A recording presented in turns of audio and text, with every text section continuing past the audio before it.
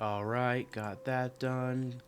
Got the description, the title, thumbnail, all of that's done.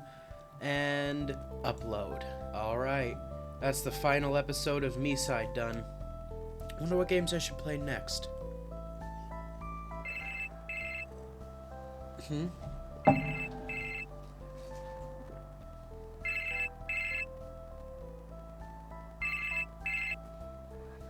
Hello? You've still got more to play, Toast. Who is this? That doesn't concern you. You still need to finish the game. What are you talking about? I just finished the game. No, there's still much more for you to do. What do you mean there's more shit to do? I just got done with it. There's no other side content to get done. Really? What about the cartridges? Well, yeah, I guess I could do that.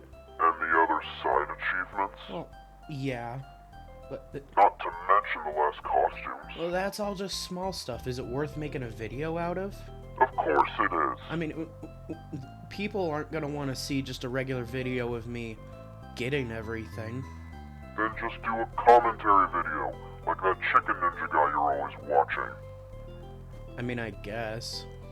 But you know how long that's gonna take? That's probably gonna take longer than all my other videos. I have to make the script. I have to do the voiceover, which I've never done before. Do you really think I'll be able to do this? I know you can. Just have some fucking faith in yourself. Okay. I guess if that's what you want, but who are hello? Hello?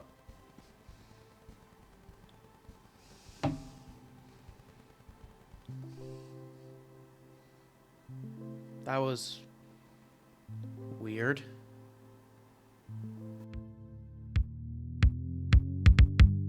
That's right, I decided I wanted to join the club of YouTube completionists and get every single achievement I can in my latest video game obsession, MiSide.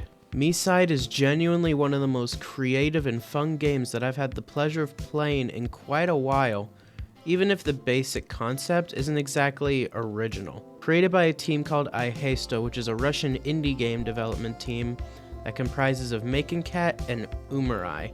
The horror aspect of the game isn't super flashy and directly in your face at all times, like other big games, and takes a more quiet and atmospheric approach to it with tons of quiet moments and sudden but not too loud jump scares. If I had to compare the horror aspect of this game with anything, it would probably be Resident Evil 7, since they both use the lack of soundtrack and abundance of quiet, eerie atmospheres to make the player question whether or not they really did need that extra adult diaper before playing. The game also doesn't shy away from its humor, although I'm sure that one cappy joke later in the game was put there to bait out all the weird, horny, and freaky Rule 34 artist freaks out of hiding.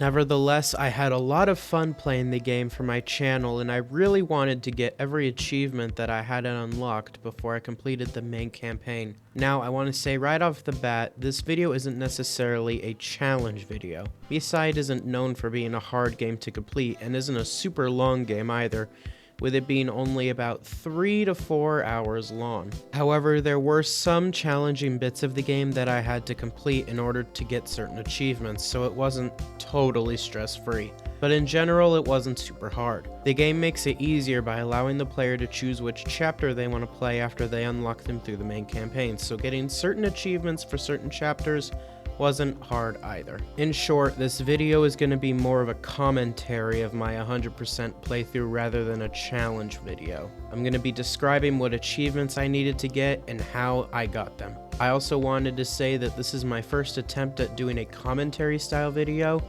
so please forgive me if I come across as awkward while doing these voiceovers. I just really don't like how I sound. I also know that I tend to breathe in really loudly when I'm talking. It's hard for me to talk for a while at a time, so please forgive me if you hear any of that. Now, without further ado, let's start the achievement hunting. In total, the game is split between 19 chapters, each of which have at least one achievement associated with it that we need to get. The first thing I immediately got out of the way was unlocking Peaceful Mode, which unlocks the Conditions Met achievement. In order to get this achievement, you need to meet specific requirements in order to even get the option to stay with Mita. The conditions for unlocking the option are complete the main story, play a console game, give the sauce a try, avoid looking in the vent, collect the refrigerator magnets, and refrain from looking in the oven. You'll never be able to get all the requirements on your first playthrough since you need to play through the main story as one of the requirements, which involves refusing to stay with Mita. However, every single other requirement can literally be done from the beginning of the game to right before you play the card game with Mita. Refrain from looking in the oven can be done during the Tamagotchi intro sequence when looking for Mita's hairbrush. She even says not to look in the oven, which is probably the first red flag that you'll get from her, since if you do look inside the oven, a freaking chainsaw pops out. Like, who keeps a chainsaw in their oven? Collect the refrigerator magnets can be done next after you pick up the last battery for the portal machine. Fun fact, something that I noticed a lot of people didn't realize is that if you don't pick them up after they fall, and you return to the kitchen after leaving, they'll reappear on the refrigerator, but instead of the message "I love you," it'll instead say "I hate you." Avoid looking in the vent and give the sauce a try are the next ones you'll have to do and are pretty self-explanatory. Same with play a console game. After beating the main game and getting all these requirements, you'll have the option to stay with Mita at the end of the Things Get Weird chapter. Once you do, you'll see a cutscene of Mita snapping her fingers and transporting us to a Tamagotchi-style version of her world, where the screen goes dark and where we're brought back to the main menu with peaceful mode unlocked on the top of the menu. We can't do anything with the mode yet since it hasn't been fully released yet, but it's nice knowing that we've got it unlocked early and out of the way. Am I the first player that she's brought in here that has questioned her about that knocking? 4つの部屋があるだけなの。それだけじゃ足りない？お願い。私と一緒にいて。I can stay. わかった。え、何？本気？私、てっきり。すっごくドキドキしてる。Yes. I don't know if there's anything else that I can do here.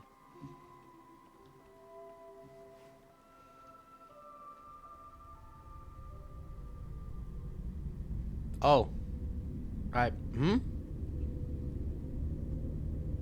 Oh, was this just an ending?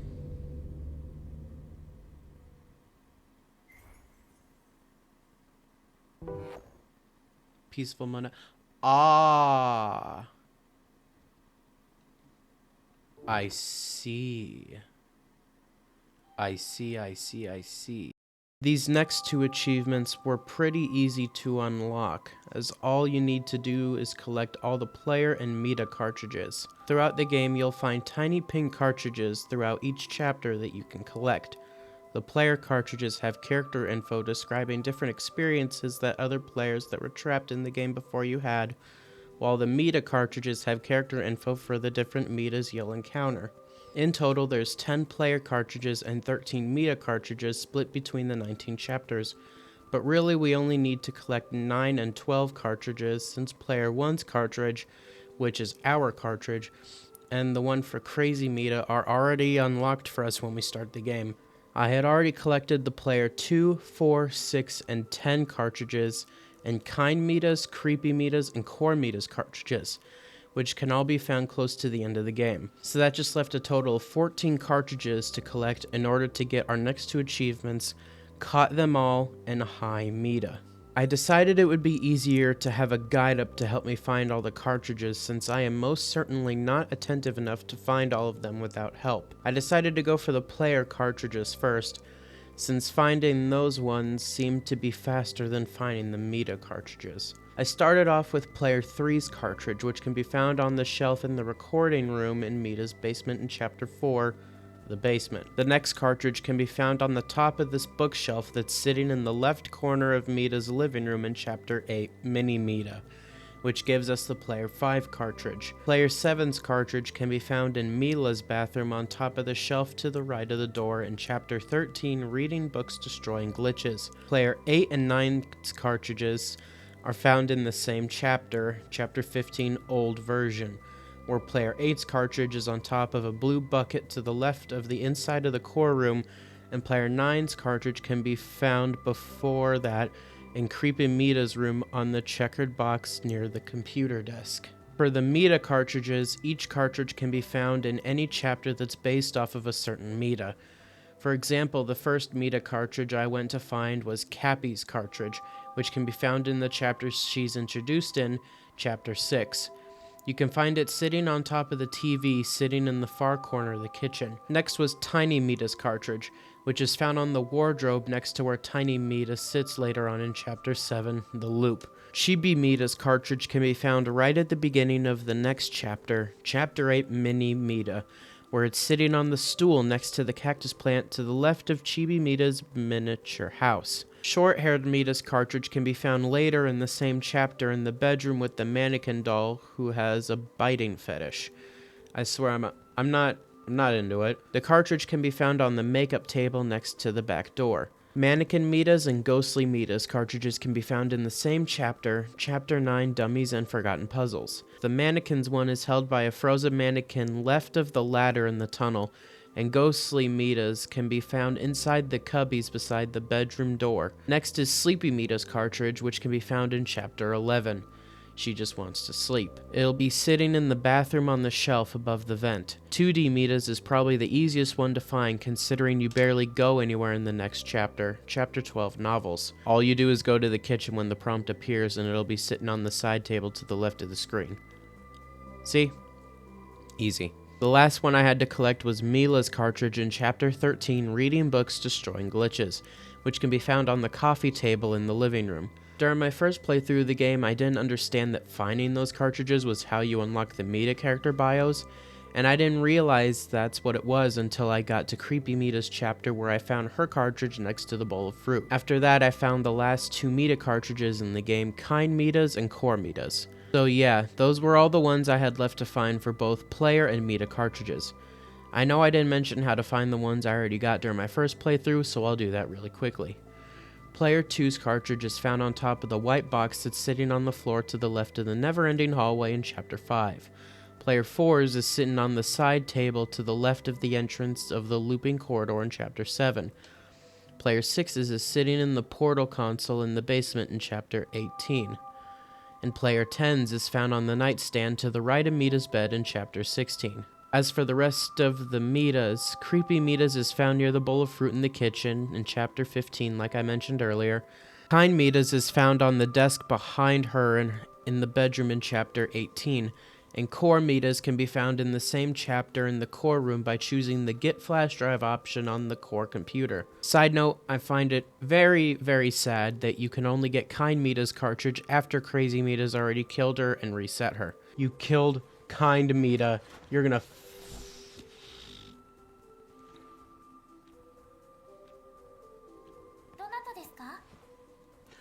No! Oh no!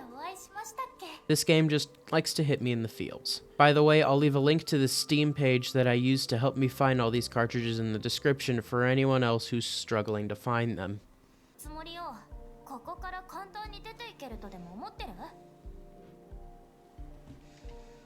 And there we go, that should be the last one. Yes! Finally! All the Mitas! Woo! Alrighty, so now we got all the cartridges. That's good. I can see myself now. At this point, the rest of the achievements I needed to get were small ones that are easily missable by players. These are the kind of achievements that are normally just for fun and for the players who like to explore the game. Kinda like the cartridge hunting achievements, except you don't really get a reward for doing it except the achievement itself. The first one I immediately got out of the way was actually one that unlocks a secret ending. If you go down to the basement area and go all the way to the back, you'll see a locked safe, and getting close to it gives you the ability to select any of the buttons. Normally you won't be given the code for the safe during the game unless you've beaten the main story, where you see Mita putting in the code 4970 right after we're fully turned into a cartridge. If you happen to pay attention to what the code is and input it into the safe in another game, you'll be able to open it and see the console that Mita is using to transport you into the cartridge. The player picks it up and after looking at it, removes the cartridge, which causes the player to fall to the ground. Then the screen goes black and we're immediately brought back to the main title screen. This unlocks the Safe of Life achievement, and you can get this achievement in any chapter that allows you to enter the basement, which is chapter 4 and 18. Personally, I like to think that since we basically ejected ourselves from the console before we were done transferring into the cartridge, that we were able to maybe escape into the real world, but I doubt that's what actually happened. But a man can dream, and dream I will. Just a quick side note, I didn't realize until writing this part of the script that I had unlocked another miscellaneous achievement before doing all this, and had forgotten to write about it until I looked back on my footage and at the list of achievements. So I'm going to talk about it real quick before getting into this other achievement. If you stand in one spot and do nothing for 2 minutes throughout any part of the game, the player will pull out a portable console and start playing a fly minigame. If you collect 25 coins without dying, you'll unlock the Fly's Victory achievement. I don't know why I didn't just describe this separately instead of cramming it in with the other achievement, but I'm too lazy to change it now. Now onto the actual next achievement I got. This one revolves around the tiny figure that can be seen in all of the different Mita's rooms. If you look above Mita's bed to the left, you'll see a small figure of a character from one of Aihesto's previous games, Umfend, which I have a 2-part playthrough of on my channel, which you should totally check out after this video. Like, what are you waiting for? Go watch the videos. Just do it. Do it! Just In chapter 13, where you meet Mila, if you look at the figure, you'll notice that it's been changed to look like Chibi Mita. If you look at it for a short period of time, it'll switch back to its original look and we'll get the Found You achievement. I really like this achievement since it's a cool little nod to the developers' other games that I don't hear anyone else talk about. Also, another side note, the figure won't change until you go to fix the glitch in Mila's bedroom.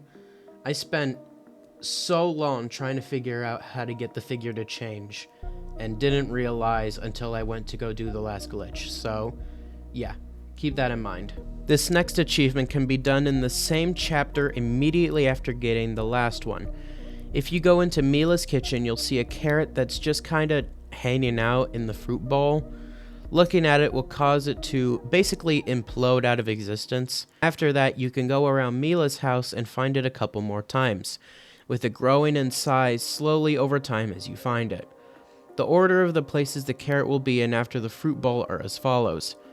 Next to the plant on the table to the right of the bathroom door in Mila's bedroom, then next to the plant to the right of the main entrance, then on top of the shelf to the left of the door inside the bathroom, then in the living room on the small chair to the right of the door that leads to Mila's bedroom, then on top of Mila's dining table in her kitchen, then finally you'll find it laying on Mila's bed in her bedroom. But where else would the bed be? After finding it there, it'll disappear again and you'll be rewarded the achievement, aptly named Carrot. Just Carrot. Absolutely beautiful. I'm realizing now as I'm looking at the script for these next 2 achievements that it's going to be really hard on my breathing. So, yippee! These next 2 achievements are going to be discussed together since they're basically the same achievement, with just one needing an extra step. If you've been paying attention to your surroundings while playing the game, you'll notice that you'll come across 2 arcade machines throughout the main story. The first one being in the same area where you find Kind Mita in the paths, and the other being in the area you're dropped off at after riding the Mita cart. These 2 achievements can be unlocked by playing the first arcade machine in Chapter 5. The minigame is called Space Car and is basically a rough NASCAR simulator. To get the first achievement, Accelerate, all you have to do is beat the minigame and get first place. At first, I didn't know you had to get first place to get the achievement. I just assumed you needed to just beat it and not die at the end, since there is a mini boss fight. That sounds easy, right? Well, it wasn't for me. Wasn't easy at all. This was the first achievement I actually had trouble getting, since my reflexes with keyboard and mouse are absolute fucking dog shit. I also came across another problem that I didn't even know I had until I took a break after completing the minigame. My desktop stopped recording. I am so lucky that I stopped recording everything during the break I took, because I probably never would have noticed if I had kept trying to record. So what I realized happened was, when I was in the paths and entered the infinite hallway, I decided I wanted to use photo mode to see the long-legged Mita, which can be found if you walk to the right of the hallway for a little bit. I got a good look at her and decided to make a bad decision. I took a screenshot. Not a normal screenshot, mind you, like from the desktop or by hitting print scan on the keyboard. No. Instead, I took one from inside the photo mode itself, which just so happened to be the F8 key. What I didn't realize at the time was hitting the F8 key for some reason stopped the recording from OBS. It was a hotkey for the stop recording button for OBS. I was so pissed when I realized this. Fortunately, I only lost a little bit of desktop footage, which is why I don't have any footage of me playing the minigame and getting both achievements, because I took my break immediately after getting both of them. So instead, I'll be using some footage from this YouTuber Indie Theorist, who I'll also have linked in the description. So now that I have got all of that out of my system, let's get back to the achievements. Like I said earlier, Accelerate can be achieved by getting first place in the race and beating the end boss. But in order to get the Going at Maximum Speed achievement, you have to do everything you just had to do for the previous achievement while also collecting the coins. This is where I had to take desperate measures. On MiSide's Steam page, it doesn't say at all, or at least it didn't for me, whether or not it has controller support, or if using controllers would even work. But since I had difficulty just steering the car, I knew getting all the coins and first place would be damn near impossible for me. So I decided to take the risk and use my PS5 controller. Now, right off the bat, I noticed that controllers, while they do work for the most part, the buttons are really weird. Boost was R2, and if I remember correctly, since I, don't have the damn footage, the circle and square keys were for selecting items or for button prompts. Nonetheless, it worked. And seeing as I grew up on PlayStation and had years of experience with playing games on a controller, I most certainly, definitely, totally beat the minigame on the first try. Yep. No need to question whether that's true or not. I'm definitely telling the truth. And there's no way you can say or prove otherwise, since any footage of me playing it is now gone forever. You guys cannot prove anything.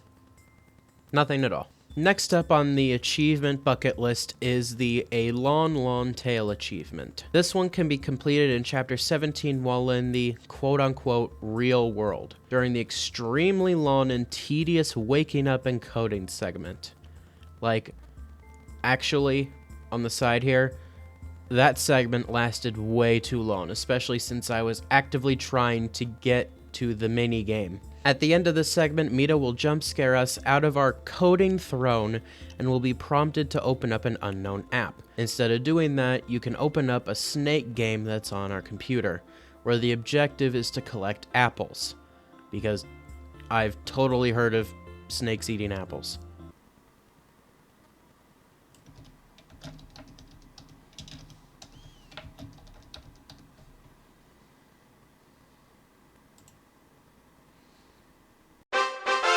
Collecting 25 of these apples will give you the achievement A Long, Long Tail. And indeed, it was long. These next two achievements can also be grouped together since you play the exact same minigame just in different chapters. In Chapter 15, you and Kind Mita will make it to the core for the first time, but you will only be able to enter the core room since Mitas have to have special permission to enter. Inside the room is a computer monitor, the same one that we had to interact with to get Core Mita's cartridge later on in the video. Or earlier on. I'm almost done with this script and I'm losing my mind. During gameplay, you're supposed to go to Advanced System Administration, I'm losing my mind, to try and reset Crazy Mita. But instead of doing that, you can go to the Advanced Functions tab and play a minigame called Quadrangle. Guys, I'm losing my mind. I need water. 1 hour later. Quadrangle is a game where you have to shoot blocks to make openings for yourself to avoid getting smashed by the blocks that spawn above. You can play this minigame in this chapter and also in Chapter 18 when you re-enter the core. Now, I bet you're all asking, why are there two achievements for beating the same minigame? Wouldn't playing it once in any of the chapters be good enough? And that's exactly what I thought, especially after beating it the first time. But I really quickly learned that there is a big difference between playing it the first time and playing it the second time. The first time you play it in Chapter 15, it's relatively easy. It took a couple tries, but I was able to beat it with just regular keyboard controls, which is saying a lot for me. Beating it in Chapter 15 gives you the Phase 1 Logs achievement. However, the difficulty starts to spike when you play it again in Chapter 18. It starts off normally with not very much difficulty, but that really quickly changes when the entire game starts spinning around. The screen turns to the side and it screws with your fucking movement entirely. And then after a bit, it does it again, where now your player block will be on top of the screen instead of its normal position on the bottom. This inverts the controls of which way you move, and for me that was agonizingly painful. Inverted controls and me are not a good mix, and it really showed during this minigame. After a while it spins back to normal, and once it does, you'll eventually be past the hard part. It got so bad for me that even with a controller, it was super hard. It's literally 3 buttons. Left, right, and shoot. It took me 40 minutes to beat this goddamn minigame, and I was rewarded with the Phase 2 Logs achievement. Fortunately, this achievement was probably the hardest one compared to the next couple ones, especially this next one.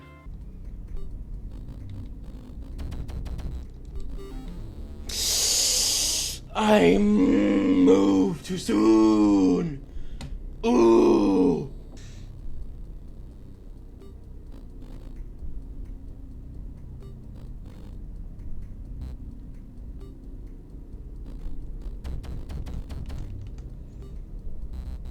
Apparently, right trigger also works.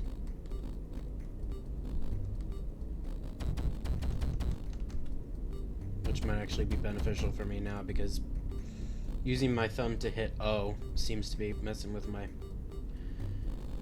wrist right now.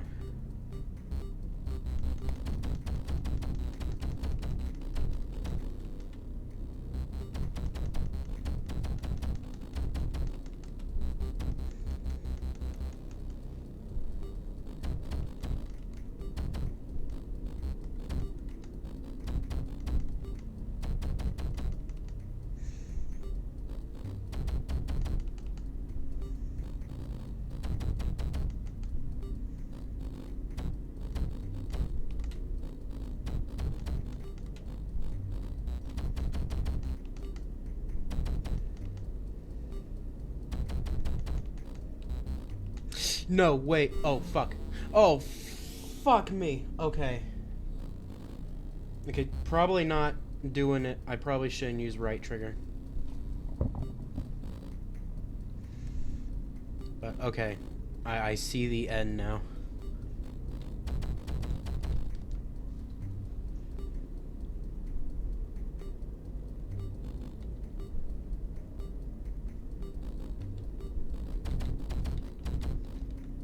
I got this.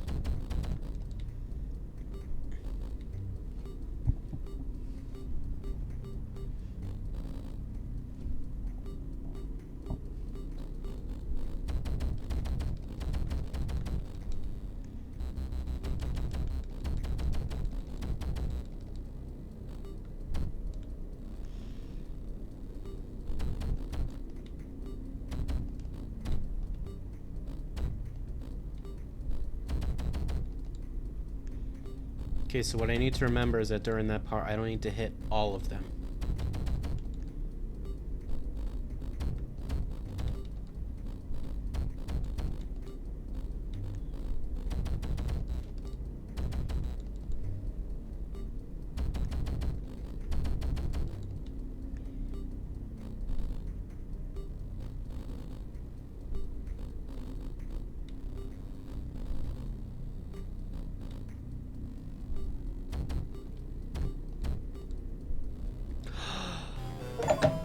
Oh, yes! Let's go!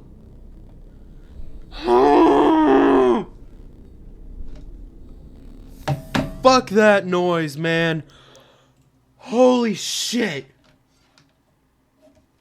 Oh my god, I just got one more. Holy fuck.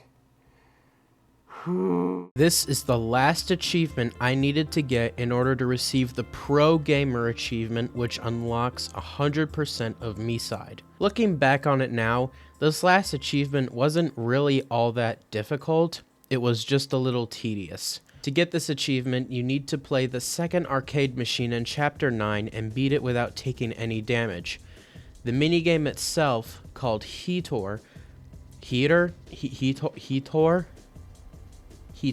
we'll go with that, is inspired by the gameplay and look of the classic Doom games. You play as Devil Mita and are tasked with surviving 3 waves of demons. Some demons are tougher than others, with some of them looking like they took a pound of steroids before attacking me, and some whose only attack is to shoot fireballs at me. That was what screwed me over the most in this minigame, the damn fireballs. Oh yeah, and some of them just stand there and protect themselves with a bubble shield.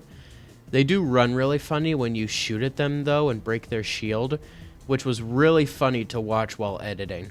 I had already gotten the achievement for beating the game normally on my recorded playthrough, so all I had to worry about was beating it again without taking damage. The strategy I came up with was to immediately head left up at... I'm just gonna keep these in, fuck it. The strategy I came up with was to immediately head left up this passage where I can basically pistol snipe any demons that came running. If you angle it just right and don't move your mouse, you can just stand there and headshot all the demons in the first wave, because most of them will just head down the same path. The second and third waves get a little bit harder when they introduce the steroid demons and ball blaster demons, because now you can't just stand still. The big boys have a little more health, but with a couple of headshots will go down easily. But even if you're really quick with it, they'll still be able to go around the map and behind you. And the fireball demons are just as easy as the regular demons, but the main problem though was trying to juggle between not getting hit by the big guys in the ass while also keeping track of where the fireball ones are at. Many of my resets were because I got hit by a fireball that I didn't see coming since I was too focused on other demons. At some point I did try using my controller again, but in all honesty it wasn't too different. I could have beaten the minigame with keyboard and mouse, I just decided to try it with controller. After a couple tries and surviving 3 waves of enemies without taking a single bit of damage, you finally get the without taking damage achievement, and finally will get the 100% Pro Gamer achievement. You fucking piece of shit!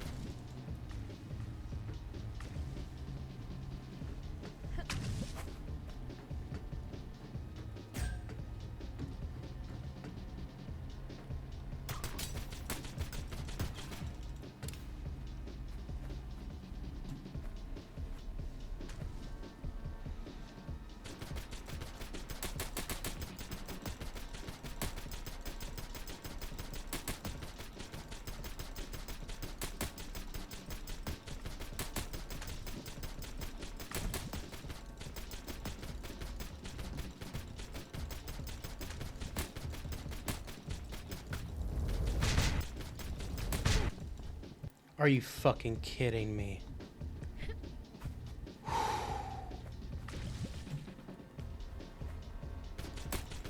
I've basically got it down this point.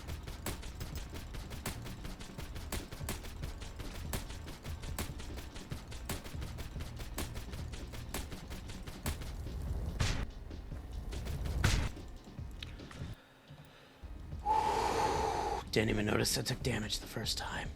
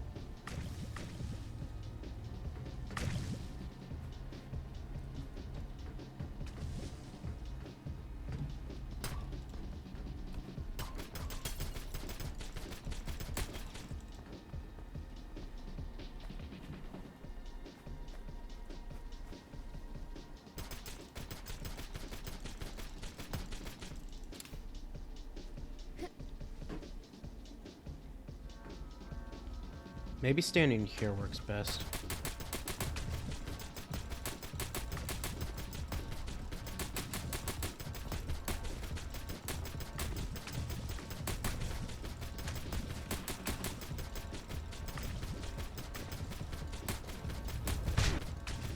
Never mind, because I don't know what I'm fucking doing.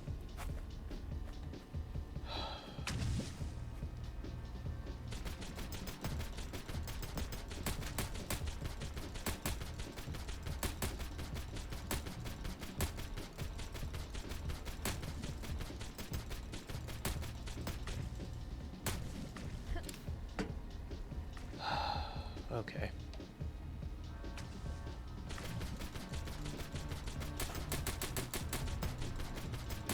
See, I can get the first guy before he even makes it to the... Oh, you bitch.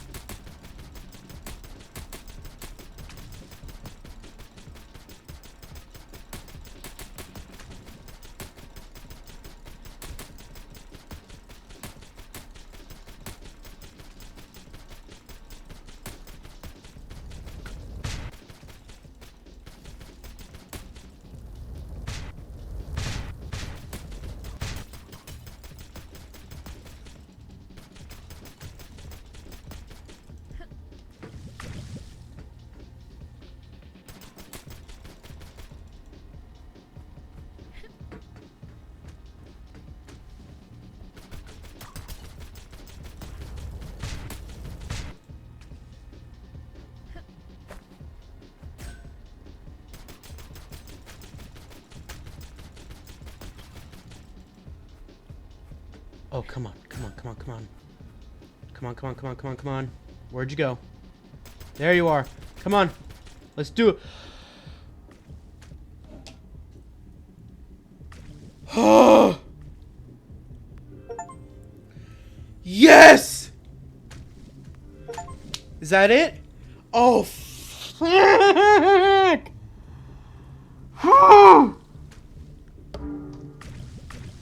I'm done. I'm done. I'm done. I'm done. I'm done. I'm done. Cross that off. Oh my god.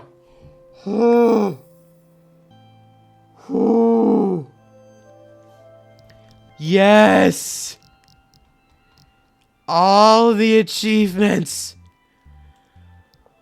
Whoo, I got them all, Mita. Look at you. You finally 100%ed MiSide.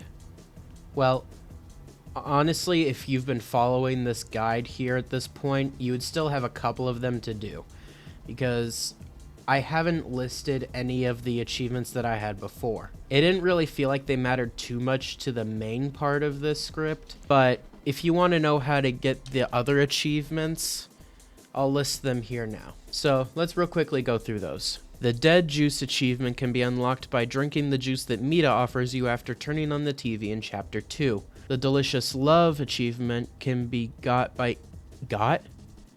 It can be achieved by eating the special sauce Mita provides in Chapter 2. The Clabber achievement can be gotten by beating Mita 4 times in the Dairy Scandal game in Chapter 3. The Penguin Conundrum achievement can be got by winning both rounds of the Penguin Piles game in Chapter 3. Creek in the Dark can be achieved by refusing to stay with Mita in Chapter 3.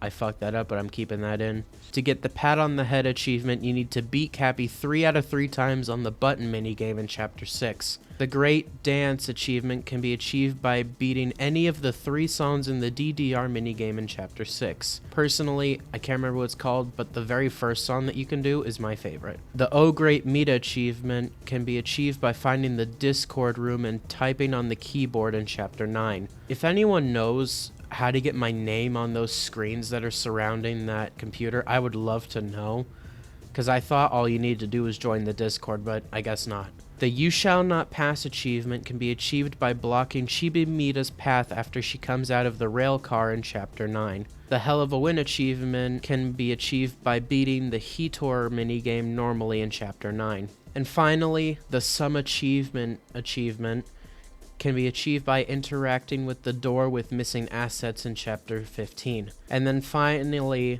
the Is This the End achievement can be gotten by beating the main campaign. And that's all the achievements. I did want to get all the costumes for Mita, and the only one I had left to get by the end was Mita's vampire costume. You don't have to get them all in order to 100% the game, which I think is a shame, because that could have been a really interesting achievement to get, and they're also extremely missable. To get the vampire costume, you just need to play the pumpkin minigame in Sleepy Mita's kitchen/dining room, where you have to select the pumpkins in order. There's also the Christmas outfit, which you unlock by beating the penguin minigame, and then the high school uniform, which you do by interacting with the uniform right after you meet Kind Mita. And that's everything for the game. I had a lot of fun replaying this game and getting all the achievements for it. I don't know why I have such a profound liking to this game, but I cannot wait to see what happens later on and what the developers have in store for it in the future. I'll definitely be trying out peaceful mode for the channel. I know they're still trying to implement a lot of things, so we'll see how that goes. Thank you guys so much for watching. I have other videos planned for the future, but I don't know whether or not this one will come out before or after I start playing Doom: The Dark Ages. But I can't wait to see your guys' reaction to this video. So please, make sure to like this video, leave a comment saying what game you'd like to see me play next, and don't forget to subscribe to my channel. We're at 232 subscribers as of me recording this, and I hope to reach 300 by maybe July. Anyways, be sure to do all that, and I'll see you guys in the next video. Bye-bye!